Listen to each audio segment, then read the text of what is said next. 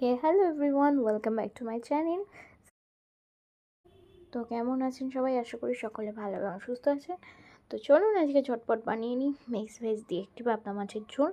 তো এদিকে দেখুন আমি ফুলকপি আলুগুলোকে সেদ্ধ বসিয়ে দিয়েছি। এদিকে আমার সবজি কাটাও কমপ্লিট, মাছগুলোও ধোয়া কমপ্লিট। তো মাছগুলোকে ভালো মতো হলুদ দিয়ে আমি মাখিয়ে নেব। এদিকে ফুলকপি আলু সেদ্ধ বসিয়ে দিয়েছি। তো দেখুন এদিকে মাছগুলো প্রায় ভাজা হয়ে এসছে।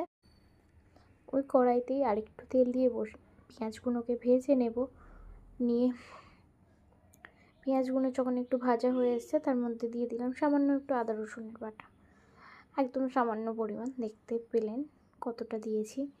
তো তারপরে চলুন একটু জিরে বাটা দিয়ে দিই, যেহেতু মাছের ঝোল দারুণ টেস্ট হবে।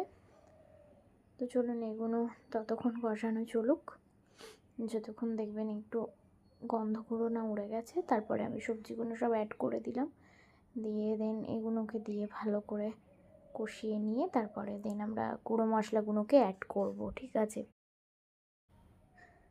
তো দেখুন এদিকে কষানো হচ্ছে। তো চলুন সব রকম গুঁড়ো মশলা রেগুলার যেগুলো আমরা ইউজ করে থাকি, ধনিয়া গুঁড়া, জিরে গুঁড়া আমি এতে অ্যাড করেছিলাম বলে, বাটা অ্যাড করেছিলাম বলে আর গুঁড়া দিইনি। তো এখানে হলুদ, জিরে আর আপনার ধনিয়া গুঁড়া দিয়ে সামান্য একটু লঙ্কার গুঁড়া দিয়ে দেন কষিয়ে পরিমাণ মতো জল দিয়ে ব্যাস এদিকে কমপ্লিট। তো চলুন দেখুন কেমন লাগে, অবশ্যই জানাবেন, লাইক কমেন্ট। তো টাটা।